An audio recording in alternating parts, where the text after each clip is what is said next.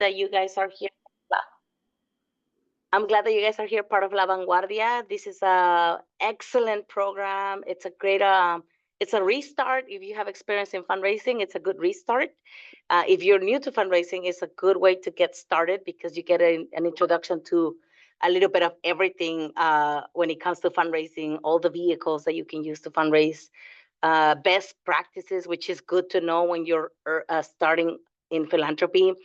It's really good to know best practices because sometimes we start doing a lot of things that, however we feel it's the best way to do it in the moment, and we have missing opportunities when we start fundraising that way as well. So welcome everyone. Let me share my screen. Today's topic, it's plan giving, and let me make this a slide so that it's, here we go. All right, everybody can see me, right? Everybody can see my screen? Perfect. Yes. Make my little, so I can see you guys because I like to see people while I'm talking. All right. Well, just a little bit about plan giving. What we're going to talk about today, it's what is plan giving? What are the characteristics of a donor that can make plan gifts? Also, do you have a program to accept plan gifts? And we're going to explore the possibilities by providing basic opportunities. Like you'll see about, if you don't have a budget, what is the budget? How do you create a budget? Or what do you have currently that you can use to launch a plan giving program? That's really what we're going to talk about today. A little bit about me, just because it is important that you know who's talking to you. I have 24 years of experience in philanthropy. 22 of those years have been in healthcare philanthropy. So my expertise is really in healthcare, annual giving, donor engagement, capital campaigns, employee giving. I do have a niche per se, and special events fundraising is one of the areas that I learned to develop really well, and plan giving. So I have a little bit of experience, a little bit on everything, right? I volunteer. Currently, I am the co-president of the Southern California Association for Healthcare Development.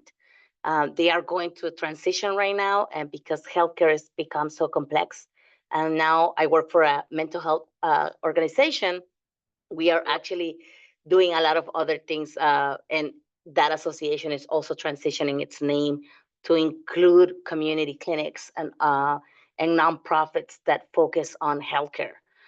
I am a board member of Somos el Poder, which is the reason why I'm part of the one of the faculty today teaching you a little bit or sharing a little bit of information about plan giving. I am a CFRE ambassador. That is the certification for fundraising executives. So if you do, if you are considering becoming a certified fundraising professional, I will say keep track of all these classes that you're taking because you get credits for this. You get educational credits, and this goes towards your application to becoming a certified fundraiser. That has become very common now when you're getting higher or you're looking at moving up the ladder. They're looking for certified professionals. So keep that in mind. Keep track of all the classes that you're taking about fundraising. If you volunteer in any committees, keep track of that. You also get credit for volunteer hours. I am a former current member of the Greater Los Angeles chapter for the Association of Fundraising Professionals. I'm the past president of that chapter, and a former committee member of the Association of Healthcare Philanthropy for Diversity, Equity, Inclusion, and Belonging Committee.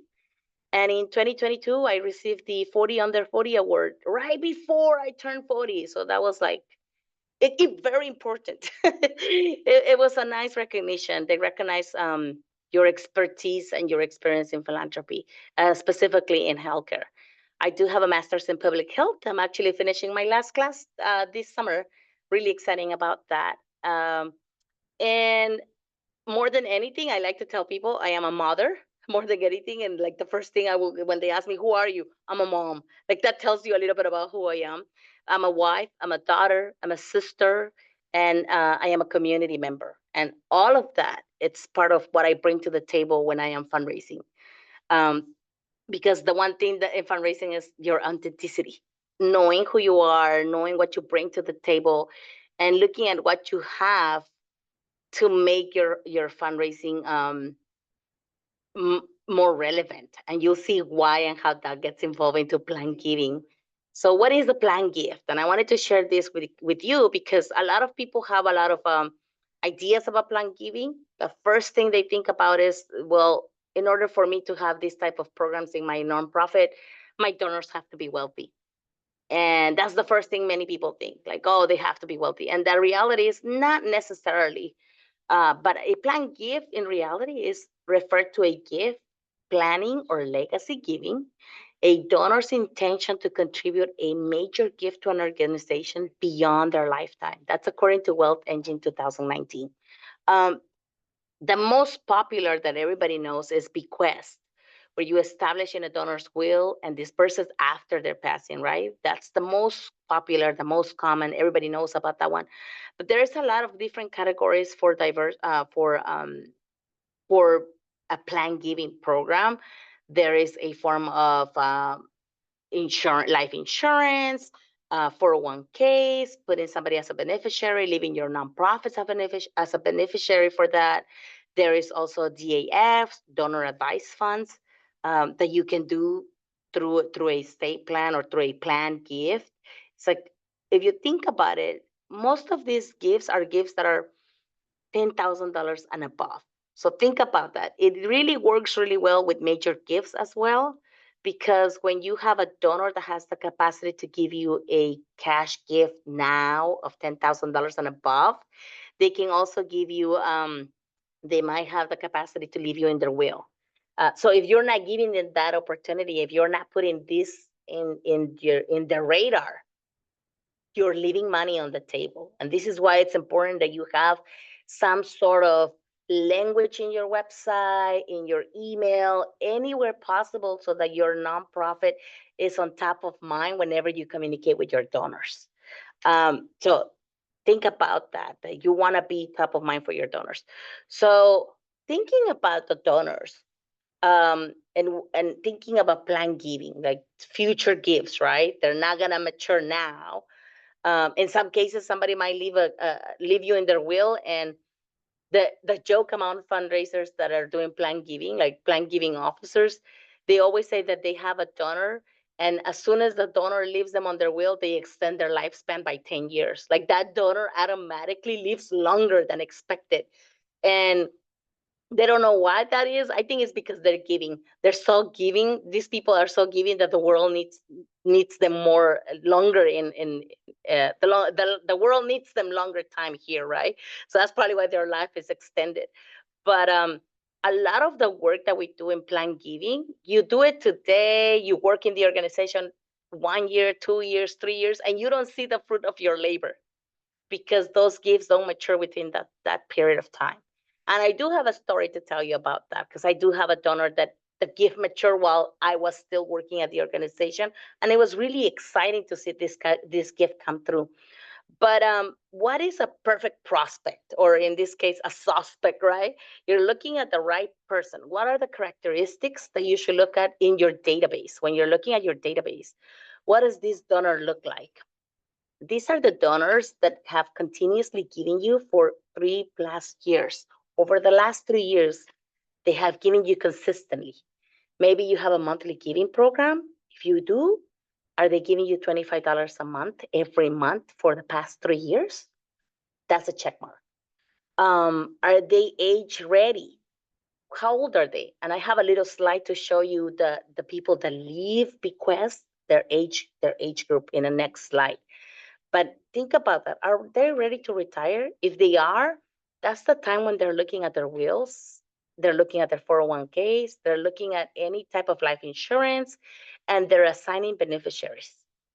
That's the time where you want to be top of mind for these donors. Why? Because that's the time where you might be able to, you're top of mind. So if they don't have a nonprofit in mind to leave their legacy, they don't have heirs, you're the one that they might be considering.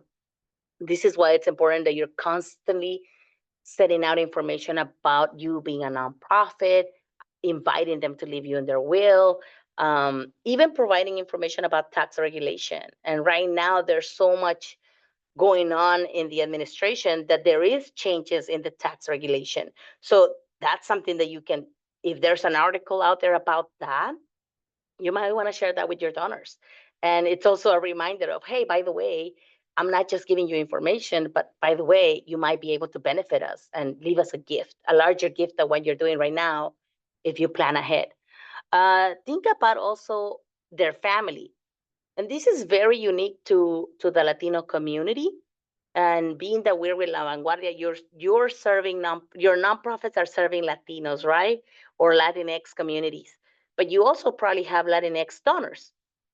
So think about this when you're preparing any type of communication about plan giving. And I share this with you because we were doing a plan giving presentation with our board members. And we had a person present. The person had no cultural competence whatsoever. That's just being transparent.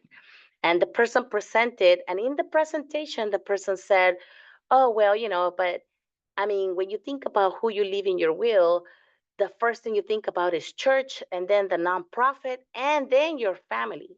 And one of our board members, Latino, the head of the household, the patriarch of the family, um, got really offended. And I'm so glad he raised his hand in the middle of the board retreat. This was a board retreat, so it was board members. He raised his hand and he said, "I'm sorry, back up a little bit. Let me correct you there. For Latinos, the first thing we think about when we do have any type of legacy to leave, it's family. And then maybe church. And then we start thinking about extended family. And then if there is someone that we care about that is a charity, there will be a charity. So for Latinos, it's a little bit different. For us, family, the nucleus of the family is very important. So when you're presenting any type of communication to a Latinx community about plan giving, keep that in mind. What images are you using? What language are you using? Are you making it complicated? So think about all those things. If your donors are Latinos, think about that. And I share this because we're here to learn. So keep that in mind. In that moment, our presenter wanted to backpedal so fast, like she wanted to hide. And we took it as a learning opportunity. And we say, this is exactly why we need board members like you, board members that understand our community, that teach us, and we can teach others. And thank you so much. Would you like to be part of our plan giving committee? Right? We used the opportunity to engage our board member, but it was a learning lesson for the presenter who didn't realize that half of our board, she knew half of our board was Latino, but did not consider that when doing presentations. So that's very important to remember. And then I wanted to share this slide with you. And I put the website there, the doublededonation.com. They have a really good page about the basic things of plan giving. But I wanted to share this with you because if you track Giving USA, it shows you the amount of people that give, what charities are interested, how faith is always at the top, like faith religious organizations are at top of mind, but also healthcare or social justice. It gives you a little bit of a broad perspective of where donors are giving their money. And plan giving, it's always a large piece of the pie on Giving USA. And then you see individuals, and individuals are always really big on the Giving USA pie chart. But plan giving, it's part of the individual pie chart if you really think about it, because bequests are individuals whose gifts mature in that giving year. And if you look at this, it tells you by age, people that have a bequest. And of course, if you're young, or if you have a state plan, you're young. So maybe it's a trust that the family set up. As you see the age range, the number changes, right? And then you think about the people that have a trust, but then the percentage of share of all bequest dollars committed increases.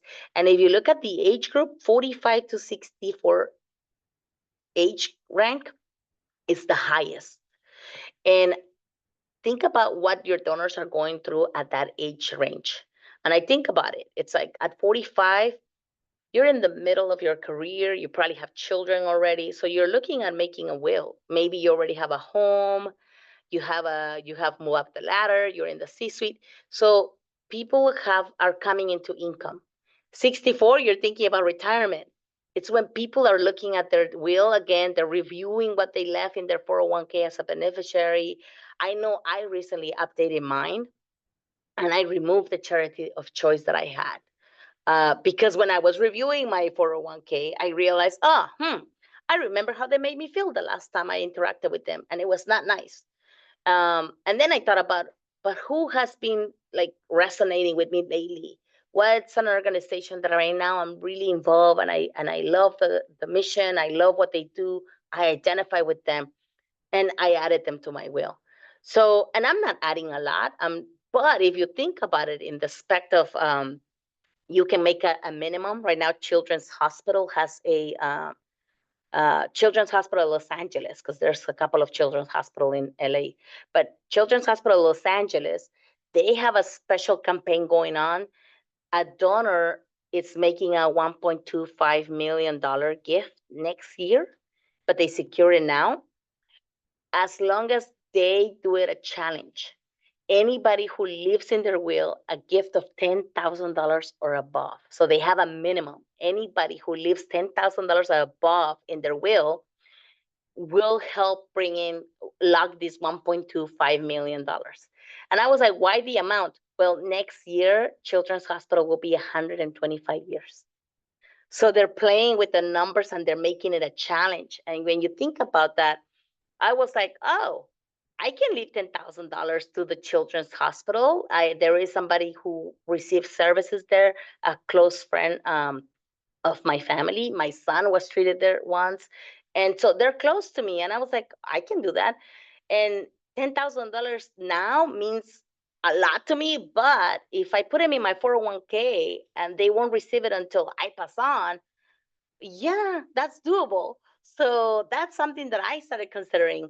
And they sent me a letter of intent, or a form of intent, where I'm saying I will leave you in my will $10,000, and I wanted to support the brain cancer department because that's where in memory of, like, I have very specific wording that I want. So, and I am in this group bracket of 45 and 64. I'm not there yet. I'm 42, but these are the things I'm thinking about right now. And look how the number increases as you see the age group.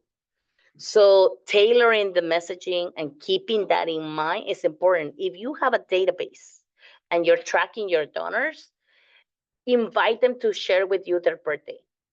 That's important, because that will help you also target your database when you're sending this type of information and when you're sending out plans. So, plan giving program.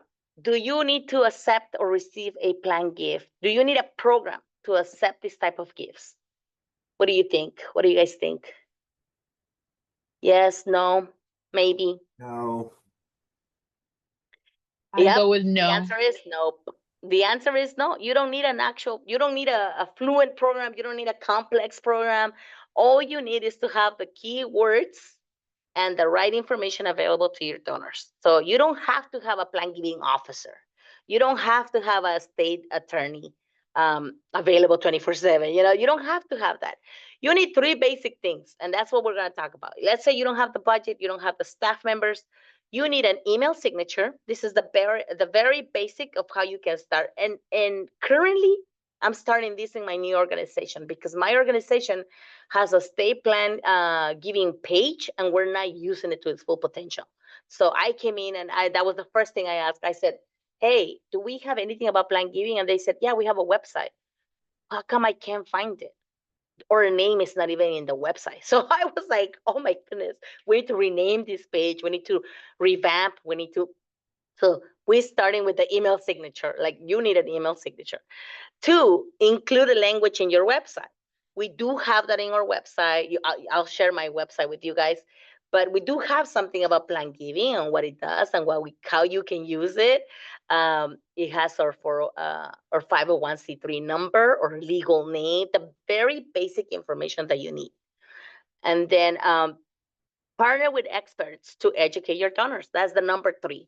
And when I say partner with experts, think about if you don't have the budget to bring in a tax expert, to bring in a state attorney, think about these partners in your community. Who are the CPAs in your community? You can create a committee of experts and do town halls where they can share this information. Or sometimes if you can do an article, invite them to write an article about the tax regulations going on right now and what does this mean for donors.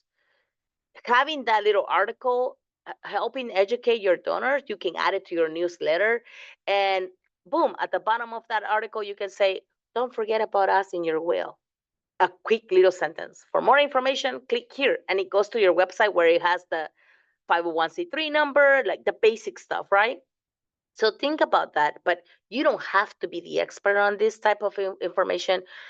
Partner with the experts so they can answer these questions. And then here's a little example of how we did it at White Memorial. And it probably looks different now if you go to the website because they revamped their website. But I wanted to talk about it when the time that I was there. And this is a very important example because this was set up when I was working at the organization. But this specific screenshot is from 2023. And I had been long gone in 2022. And what do you notice in this page? If you look at this page, just looking at this link right here, this was up and running in December or fall 2023, and I left the organization in January of 2023. And the first thing that popped when I went to their website, it's my name is there as the point of contact of information.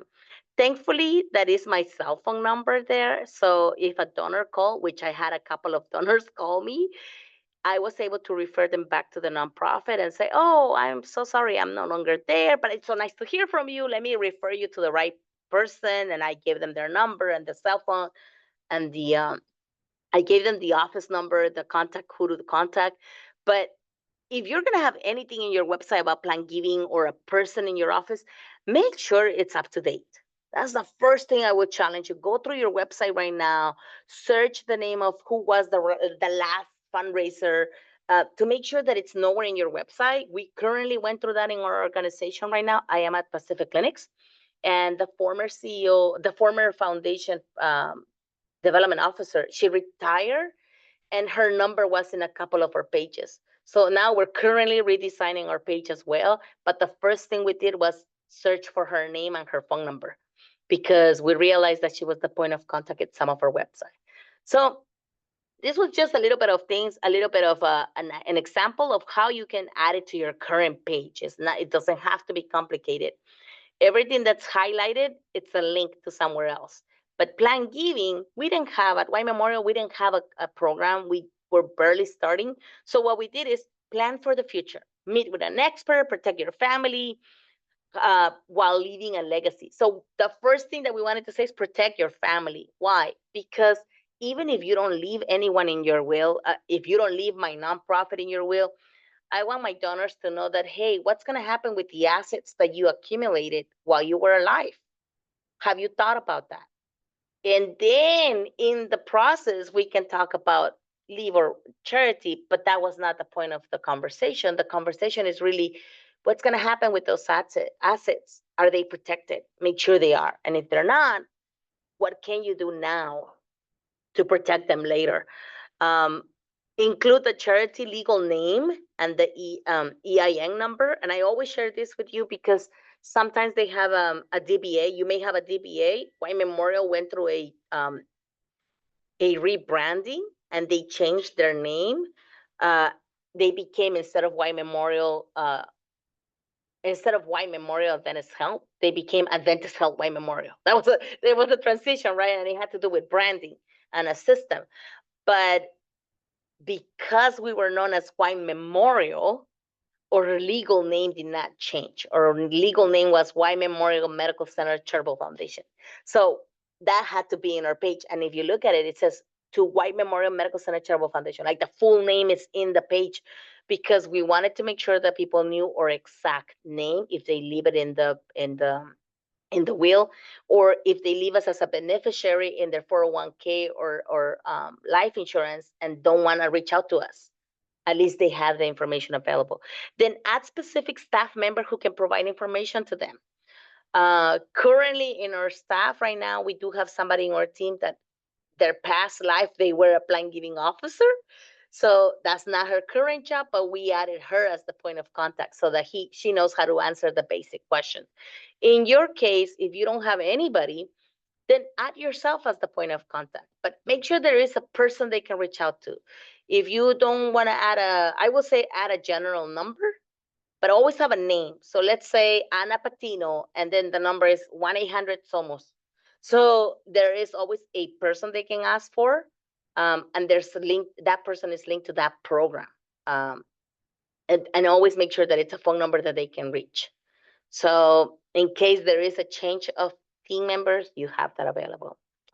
And then when you go into the page now, so this is now how a page looks, they have a specific way of plan giving. They have outright gifts, gifts of stock and securities, qualified charitable distribution through IRAs, donor advice funds, real estate, life insurance. This is all part of a plan giving program. These are all the vehicles that people can make donations through. So when you think about that, keep that in mind. Again, this page that you see right here, that it's plan giving, if you have heard of Stelter or Crescendo, those are two organizations or companies that provide plan giving language. And they can create websites for you and newsletters for you and all these things for you if you had the budget. Crescendo and Stelter. Those are two organizations that provide this type of thing. You just put it in your page. They create a page for you. You have it in your page. And it could range from $5,000, the basic from $3,000 to $10,000, depending on how much you use them. If you're printing from them, there's a lot of things that they can do for you. For White Memorial, and even for my current organization, we had something very basic that gave us just the information online. People can download a form. Everything was very basic, and it was $5,000 a year. So if you're thinking about building a budget for this type of program, and this is not the year, but you want to think about it for the future, think about at least allocating $5,000 for plan giving, $5,000 to $10,000. I will encourage you, and then explore that. But even if you don't have it, you can list this without any more details. Just listing this information is important, because people can think about, oh, I didn't realize I inherited stocks from my parents. We had a donor like that at White Memorial, and every year at the end of the year, that donor will send us a gift of stock, and then we didn't do anything. All we did is partner out with JP Morgan, and they sold the securities for us. They kept a percentage of it, and then they send us the money of how much the stock sold for, and the donor got a gift. And the donor gets the full amount. The donor gets the amount of what the stock sold for. So it was a win-win. And of course, JP Morgan does its own thing, and for them, they see it as a client. So you can do it with any bank. I'm just saying the bank at that moment that we had. And we did it that way because we had a board member that was JP Morgan, and he can do it for us pro bono, and it was like easy for him to do it. So those are things that think about those things when you're putting language together. And then we talk about educating community with trusted partners.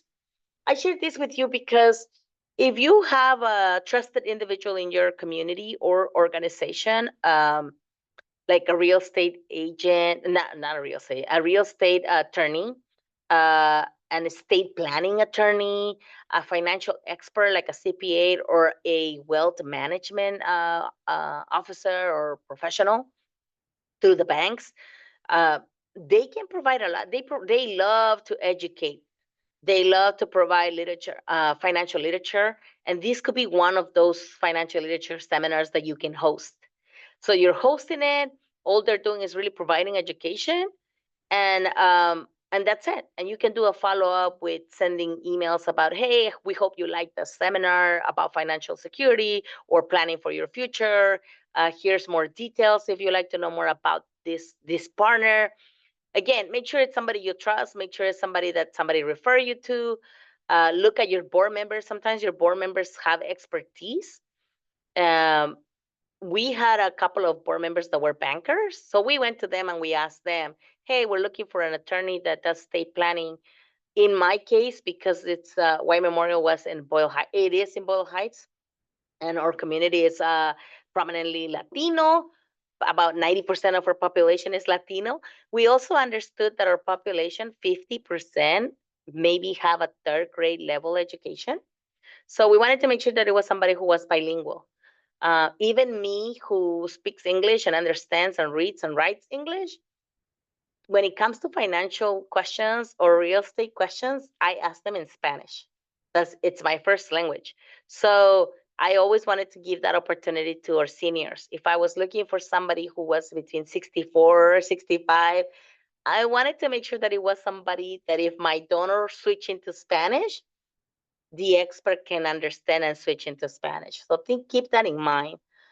We provided seminars on site. We also partner with churches and some community centers and senior centers to provide just educational activities about plan giving. And I'll share with you a little bit about our flyers, how we did that. We also provided virtual town halls, like Ask the Expert. And we had a CPA come in and talk about tax regulations and how when you give a tax deductible gift, how does that affect you? Now, that's going to be something new because a lot of people may not be atomizing this year. So depending on where they are, right? So think about all those topics that you would like somebody else to talk about because you're not the expert. But it could be, it looks like it's a free benefit that you're giving to your donors and to your members if you have a membership organization.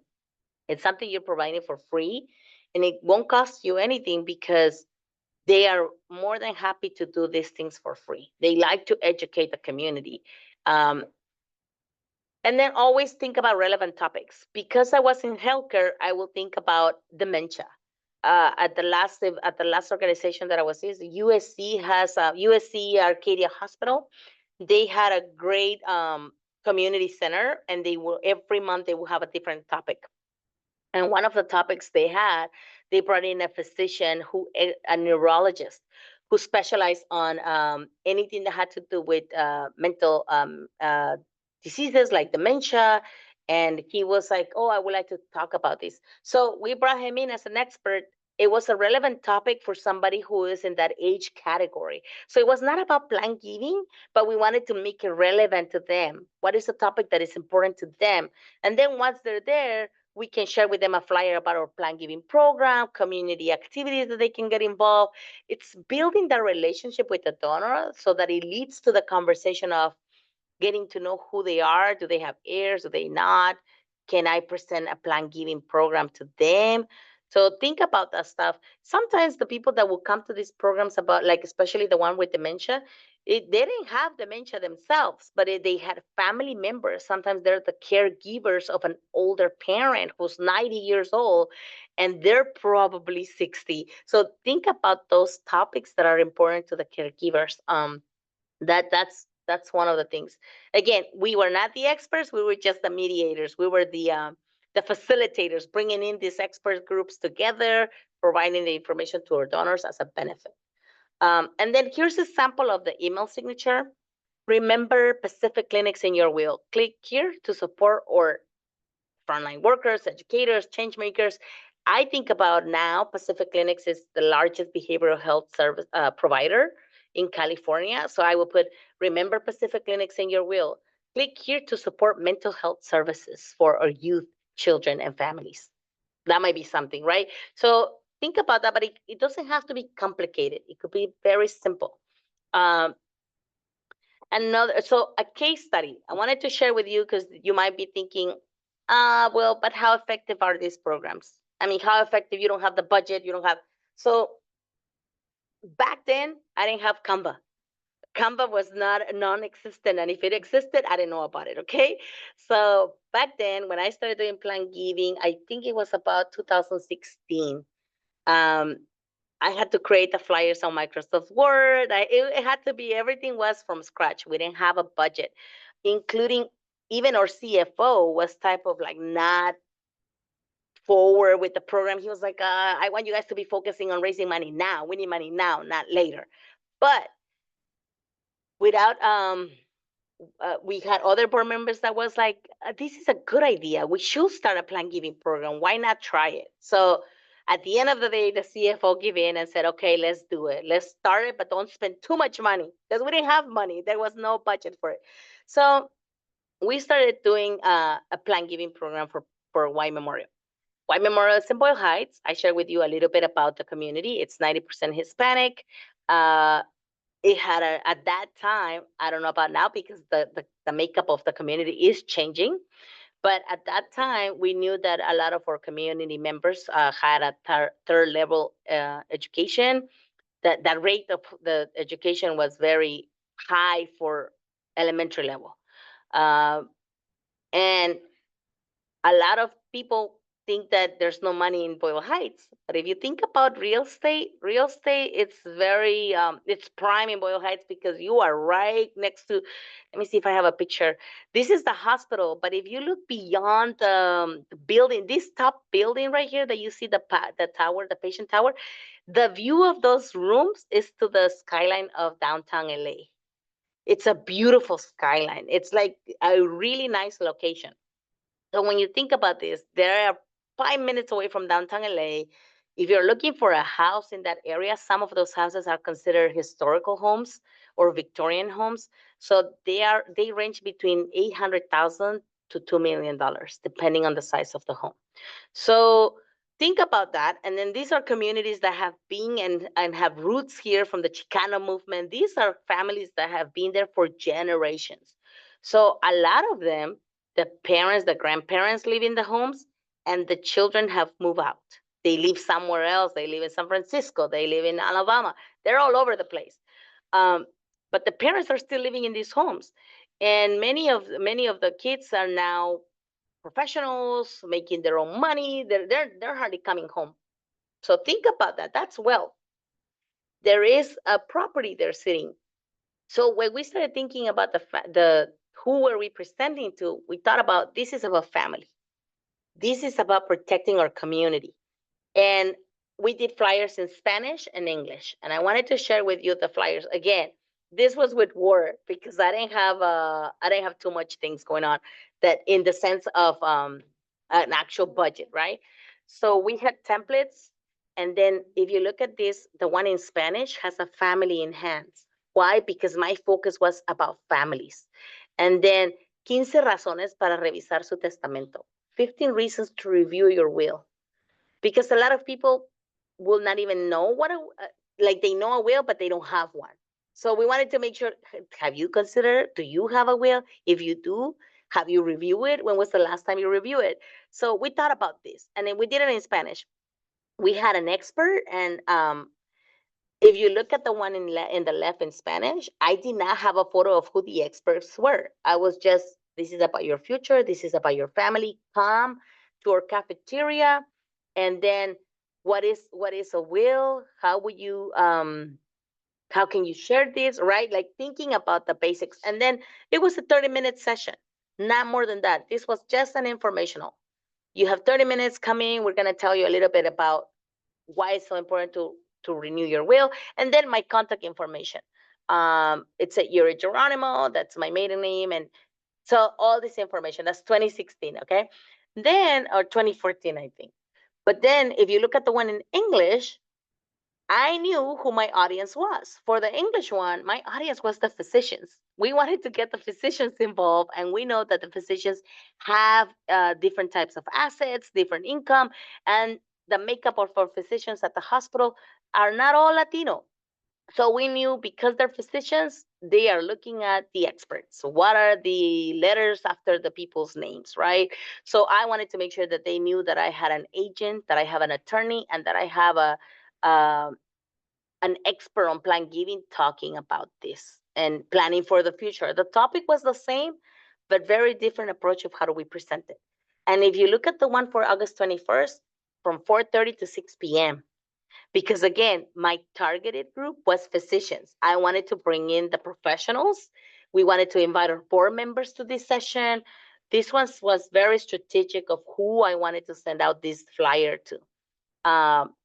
So, and then if you think about it, on the bottom in this flyer, it says this is a free seminar open to AMC associates. Those were employees.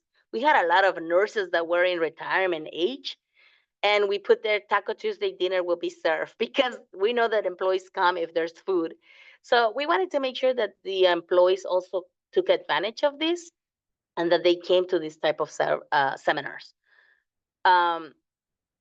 It was really an introduction to them on plan giving and thinking about a will and thinking about how to make a gift to a charity and reminding them that a hospital, even though they work there, they get a paycheck from this hospital, it's the hospital that they work for is a non-for-profit private hospital. We wanted them to make sure they knew that. And then I wanted to share this with you because I worked with Thompson and Associates for many years. They do charge for this service, but they were a mediator for us. They will bring in an expert to our office once a month that will meet with our donors and provide a survey to the donors and just ask them about their assets. And we did it this way for two reasons. One, because we wanted to introduce it to our board members, and we thought our board members might not feel comfortable sharing their income with us or sharing their wealth, like letting others know about they have a life insurance, they have a 401k, or they have 3 homes. Any of that information, if they felt a little bit awkward about sharing that with us, we brought in this trusted partner that will have those meetings and those conversations with them. And then in the conversation, they will talk about who are you planning to leave in your will, and also invite them, have you considered a non-for-profit? They will not say leave White Memorial because we wanted to make sure that it was we are not influencing anyway. They will ask that question, have you considered a nonprofit in your will? And here are the benefits for doing that.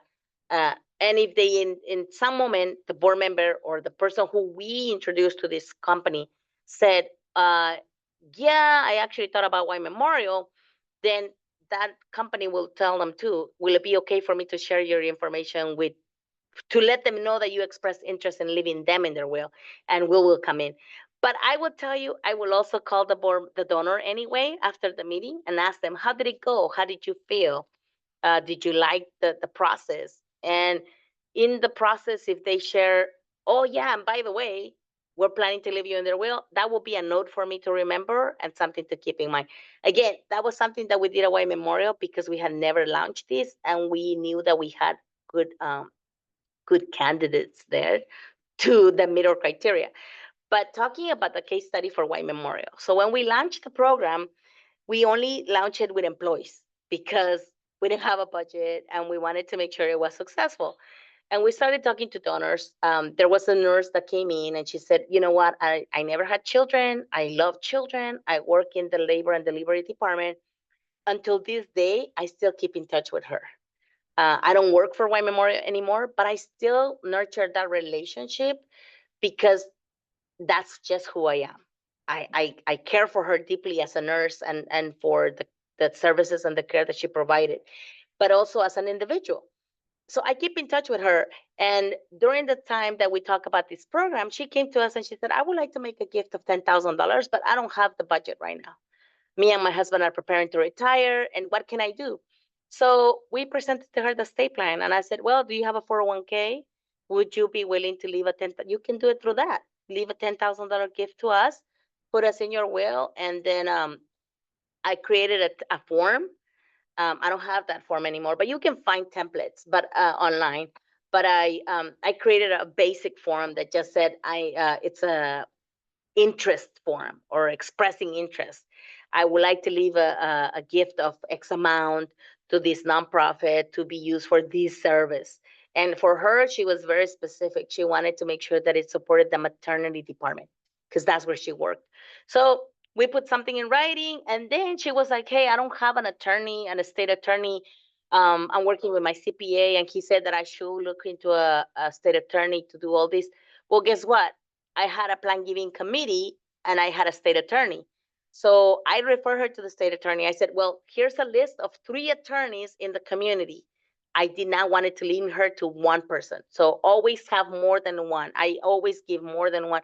In my case, I had 3 that I had identified, one in the city of Downey, one in the city of Whittier, and one in downtown LA, because I was thinking about the service area of the hospital.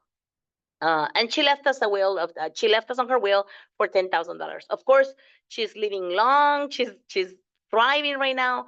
Her husband recently passed away, but she always tells me, hey, I want you to know, you guys, White Memorial is still in my will. And she knows I don't work there anymore, but she's always telling me that. So that relationship was built. So that's one gift that I don't know if it will ever come to fruition while I'm alive. I don't know, because you never know. But it's there, and I know that she left it on her will. Then in 2018, the state attorney, one of the state attorneys that I brought in as an expert to make a presentation, she came in and called me and said, hey, I have a person who has no heirs, and he's been thinking about he's revisiting his will, he's revisiting he's putting all his affairs in order. And he shared with me that he doesn't have a nonprofit in his will, and he would like to add someone. So in my conversation with him, he shared that his wife was treated at White Memorial. And I asked him if it was okay for me to share this information with you. Would you be willing to go meet him or talk to him? I said, sure enough. He was 98, 95. And I love this part of the program because it allowed me to sit down with the donor and just get to know them. And when I reached out to him, he said, you know what? It's better if you come to my house. Let's talk. I want to know all about White Memorial. What are you guys doing today? It's been so long since my wife was a patient there, and my daughter was also treated there. Both of them had already passed on. And so he was like, and right now I'm living in my house, and the only person that's here is my niece, but she lives it was a duplex. So come over and tell me all about White Memorial. I came over, brought a newsletter, shared with him a little bit about the hospital. And then I said to him, hey, I heard that you might be considering leaving White Memorial in your will. So I want to thank you for that. And he was like, yeah, I already did it. It's done. I added you guys to my will. I didn't ask him. This is the importance of listening. I did not ask him how much because I didn't care. I was like, thank you so much for leaving us in your will. Uh, Tell me a little bit about you. I was like, who are you? Who were you when you were younger? He is a veteran. He was a veteran. He shared his story. He took out pictures. He showed me pictures. And I spent there what's supposed to be an hour meeting became a 2.5 hour meeting. But I took the time to go visit him.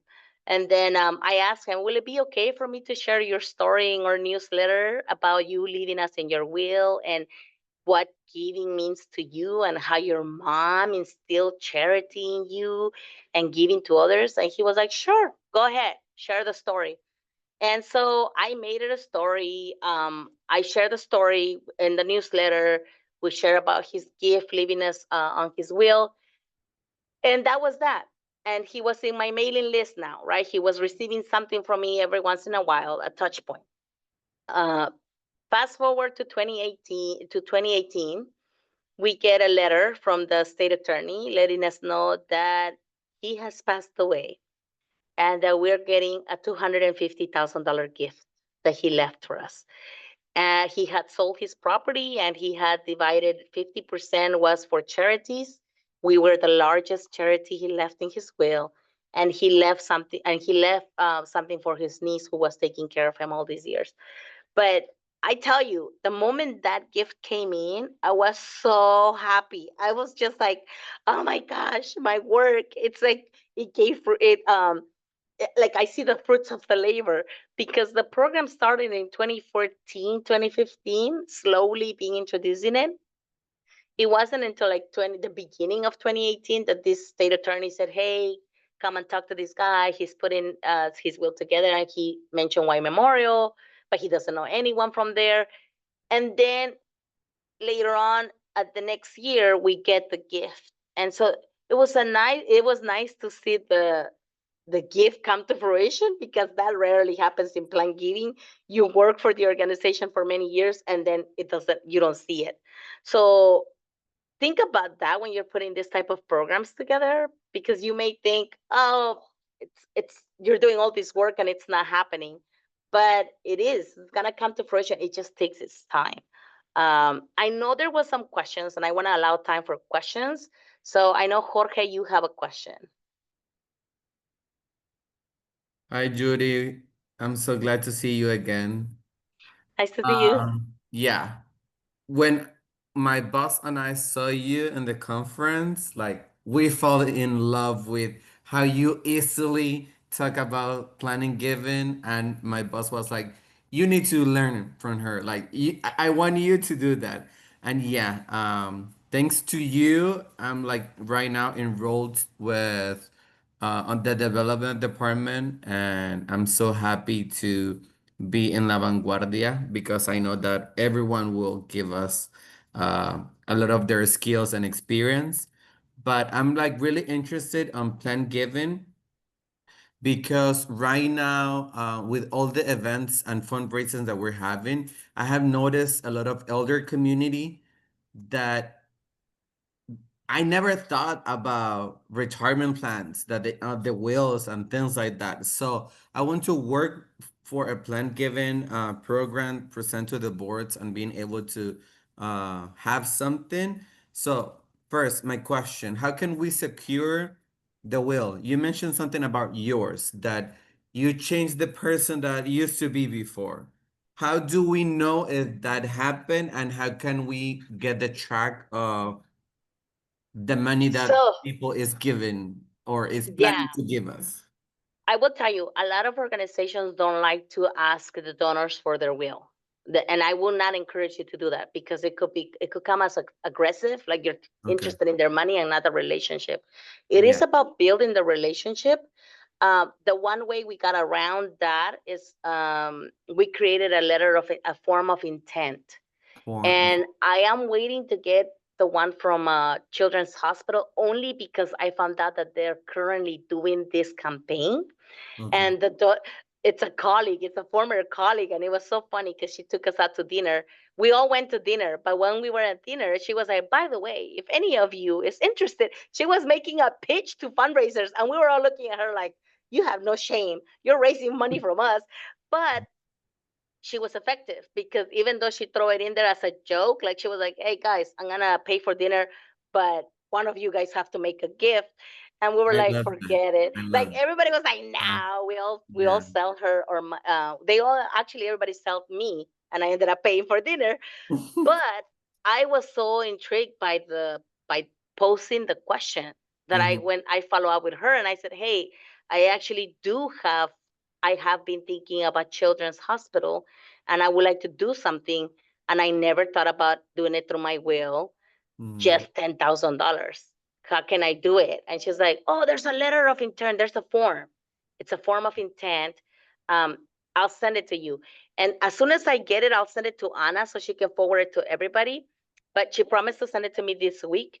And in that form, it's similar to what I had at Way Memorial. It asks you for the name of the donor, the address, phone number, email, and then on the bottom, it says, would you like to leave if you're planning to leave a will or a gift of stock, what is it that that you would like to do?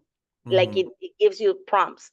And then you give them options. And then on the bottom, it says, will it be okay for us to contact you for more details? And then if you would like to share your will, would you be willing to do that? You ask that in the form, and then if the donor says no, then you don't follow up on that. But if Okay. the donor says yes, then the form gives you permission to follow up for that. But in the case of how do you find out if the donor changes you or not, you won't find out unless you maintain the relationship. Okay. In the case of the organization that I removed, somebody just got hired at that organization, and that donor knows something about me that I may not even know, because that donor sent me an email inviting me to a private physician's lounge, and they're doing a special physician lecture. about workforce development, which is something that I care about. I care about volunteering and workforce development because that's how I started working, through a workforce development program.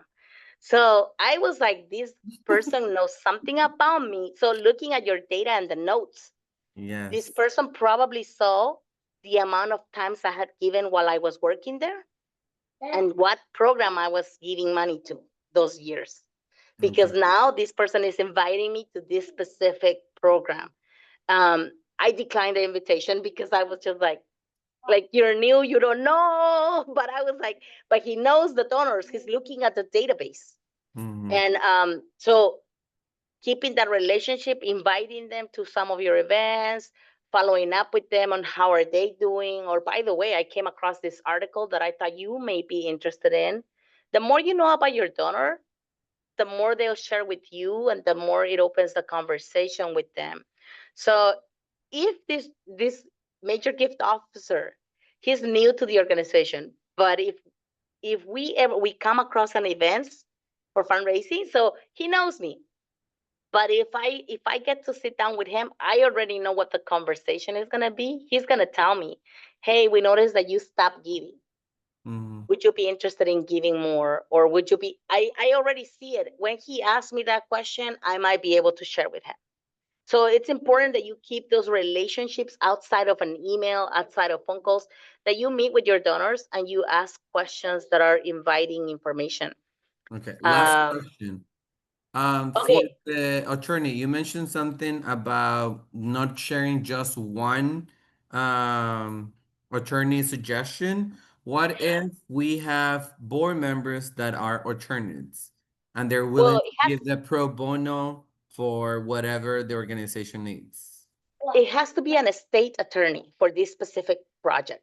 I Mm-hmm. will say, if you do have if you have attorneys in your board, their expertise are not a state attorney, you may go to them and ask them to refer a Mm-hmm. couple of state attorneys to you, and then call them and ask them questions too to make sure what type of information they're providing to a client, because you don't want to make it look like you're selling their services or you're referring people for free.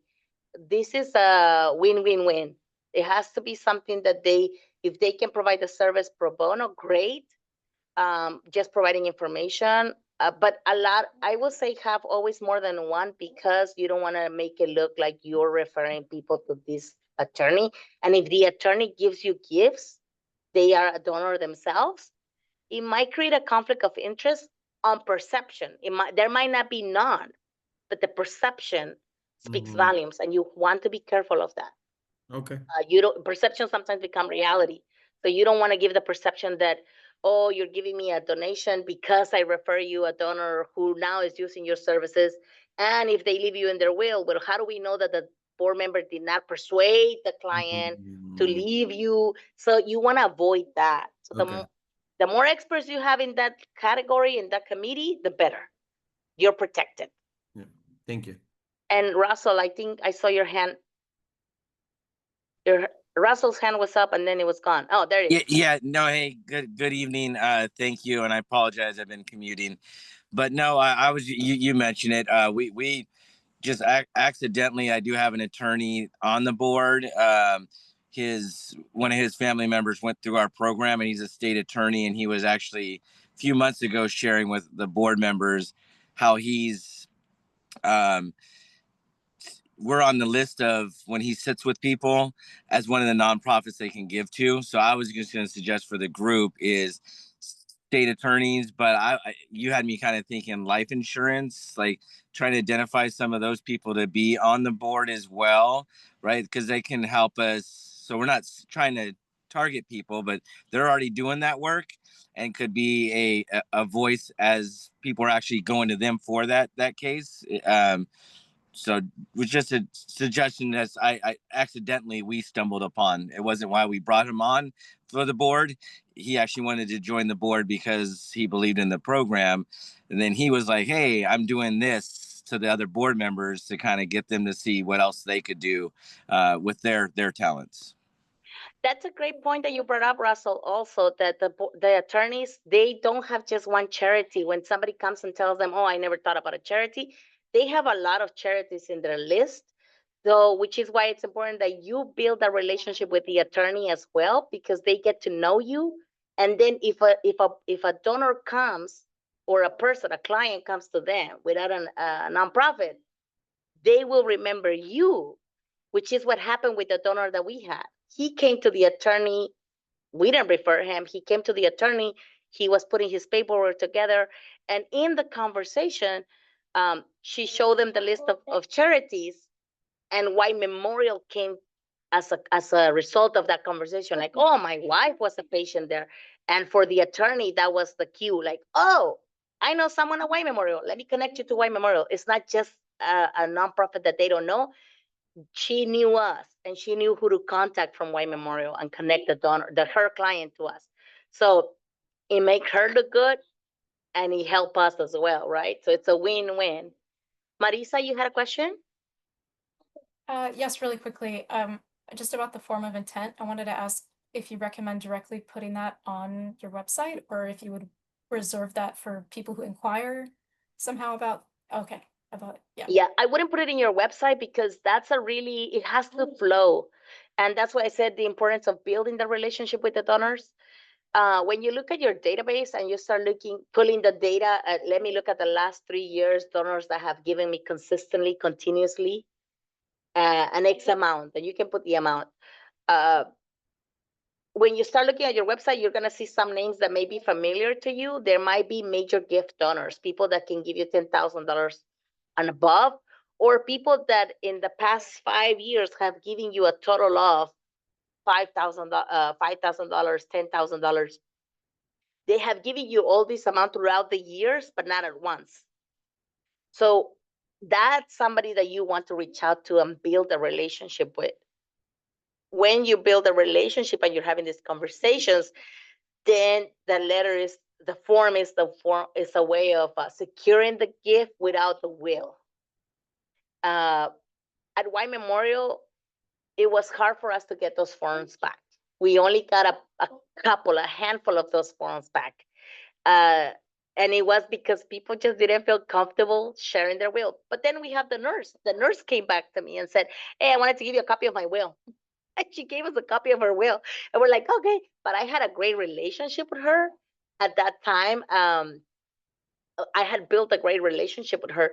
So when she said, here's my will, I just scan it, put it in the database, so that anybody who came in after me will have access to that document, and also in our files. The form, we used it more for our board members and our executive team, because we wanted them to commit. And it was hard. A handful of them did it. Others, they wrote their own letter of intent. They wrote a letter, and in their letter, they said, I am leaving X amount of this for this program in my will. And they signed it and dated, and that's what they gave us. And we're like, we'll take your word for it. It's a trust relationship. So I wouldn't put it in your website, only because it doesn't, it may not go anywhere. Might not go anywhere. You want to build those relationships. Ellie, you're muted. Never fails. First, thank you, Yuri, for being here today, and it's been fabulous. My question is kind of twofold. One of the things that I've discussed with the team was like how plan giving is very important.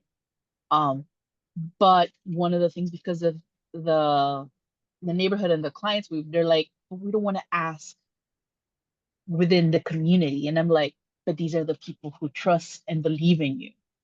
Like, and you have to, how to approach. So thank you for the idea for the letter and everything else. Specifically how it's family. And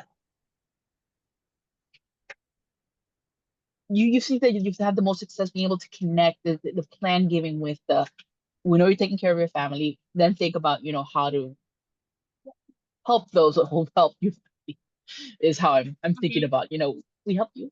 You don't have to help us right now, but, piensa en nosotros. Think of us. Yeah. Yeah. And how successful has that been?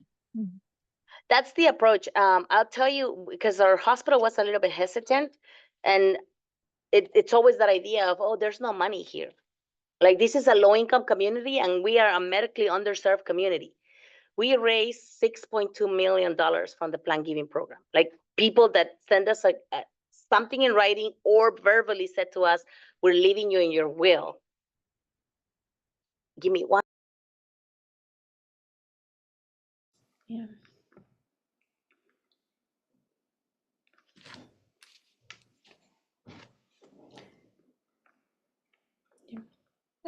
Sorry, I have my son, and he's already like, okay, it's been an hour. I need a break. Mother duties, but that was we had a lot of pushback at the beginning. So we were like, let us just introduce it, not us. Let us bring an expert to talk about real estate, and let's do a seminar. And we brought in the estate attorney, and we brought in the the financial advisor. She was working for New York Life and sold life insurance. That was her expertise. So we said, let us bring somebody who can talk about the future, just planning for your future. And we had a group of seniors that they had Zumba every Thursday at the hospital. And we asked the senior center if it was okay for us to come and present. They said yes. We introduced it. We talked to them about, hey, have you ever thought about your will? Have you ever thought about this? These are the experts. They went over a will, what should be in a will, how you, even if you have a will, you will not avoid probate. The will only expedites the process. It makes things clean and easy. That's all they focus on. They didn't talk about White Memorial whatsoever. But guess who was hosting the seminar? White Memorial.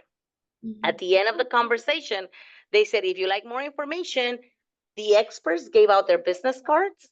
It was very neutral because there was 3 different experts and they all gave their business card. But for more information, they were like, contact Yuri. And out of that conversation, I had 2 seniors that reached out to me. One of them, a property manager who had 3 properties. One where she lived, another one was a big apartment complex, and the other one was another apartment complex, and she was widowed. And she was like, I never thought about this. And actually, I don't want the government to keep my assets when I leave. How do I protect that? And that was the conversation. The other one was a senior who has a home, and she was like, well, I don't have children. I'm actually single. I never marry. And I have a bank account, and I have a 401k. I work all my life, and I don't have any beneficiaries. I would like to think about that. We didn't ask her to leave White Memorial or anything. We just told her, oh, perfect. Well, let's sit down and let's think about what will happen to your assets if you don't have a beneficiary. And then we went down the line of what happens when you don't have a beneficiary. The government will come in and take it. Like that's you leave, you die, you are born and you pay taxes. You die and you pay taxes. Like nothing is free here. So we talk a little bit about that with that person. And then the person was like, well, you know what? I am a big supporter of X, Y, and Z organization. I would like to leave them on my will. And we're like, perfect. Well, here's a list of attorneys that you can reach out to. She didn't mention us. She didn't leave us. But for us, that was already a win because now I was securing money for other nonprofits in my community. And therefore, my community was winning because I'm securing the future of other nonprofits. And in 2020, I have to look up this article, but in 2020, there was a lot of sudden deaths, right? A lot of nonprofits were closing their doors because they didn't have the budget to continue providing services without events. A lot of the nonprofits that thrived during 2020, it was state plans that were coming to fruition at that time. A lot of endowments that were really the ones keeping these nonprofit doors open. So you think about that, it's like you're leaving money on the table if you don't do it. You lose nothing by just doing a little seminar and just talking about what happens with assets when we die. And a lot of people don't like to talk about dying. That's why I said planning for the future. I don't like talking about dying, but I like talking about protecting my son. I do have a home, and if I happen to die, I want to make sure that my son has a place to live and that nobody's going to come and take over the property because he's a minor. and my son has nowhere to live, right? So having those conversations, it's having those conversations with an expert, but also if you're not the expert, having the experts that you can refer your donors to. That's the key. So when you have those conversations or those seminars, you're not really thinking about your non-for-profit. You're doing it as a support to the community, a benefit to the community, and you happen to be the host of those services. You're providing this benefit, and by doing so, you're making the person keep you in mind when they're making these tough decisions. I will say that those are the little things that I can tell you. We just insisted, and we said we're not gonna talk about leaving us in their will. We're gonna talk about how to prepare for the future, and having somebody else do this presentation for us. We were providing the tacos, we were providing café con pan because we didn't have the budget. Like it was little stuff that we were providing to bring in the people. And then they self-identify in the process. We had about 3 people that self-identified through that process. We had people that came in through the state attorney. We had employees, executive team. And overall, we secured $6.2 million through this program. In the time that I was there, I was over the program for 4 years. So in those 4 years, we secured 4.2 million. 1.2 came from an executive that retired, that said, I'm leaving, but I want to make sure that my legacy stays in this hospital, and left in her will 1.5 million. She's still alive, she's thriving and enjoying life. But in the future, if she ever passes on, she knows that the hospital is receiving something to support the education of nurses. So there's a way to go around it, but you still have to be able to present it to them. Let me find that article about how many nonprofits received money during COVID when people were passing on and dying. How many nonprofits survived because of these gifts of bequest? Because it's important. It shows that, hey, you might not see the funds now, they're coming, and when they come, they will be huge for your organization. During COVID, it allowed nonprofits to stay there, to keep their doors open until they were able to do fundraising events, because they were depending on fundraising events, and hence why we need to diversify for fundraising, right? We cannot just be depending on one area. We cannot depend on fundraising events. We cannot depend on memberships. We cannot be depending on grant governments right now. It's time for us to expand our fundraising. I know we ran out of time. We went over time, but thank you so much. Anna will share with you guys the links, and I'll send the article. Anna, let me look it up, and let me insist on getting that letter of intent or form of intent from Children's, and I'll send it to you guys as well. Yeah, thank you, Yuri, for staying longer. We really appreciate you taking the time to answer the questions. And I know some of you might still have some. So if you have other questions, just email us and we'll get you an answer. Good night. Good night, everybody. Buenas noches, gracias a todos. Gracias, bye bye.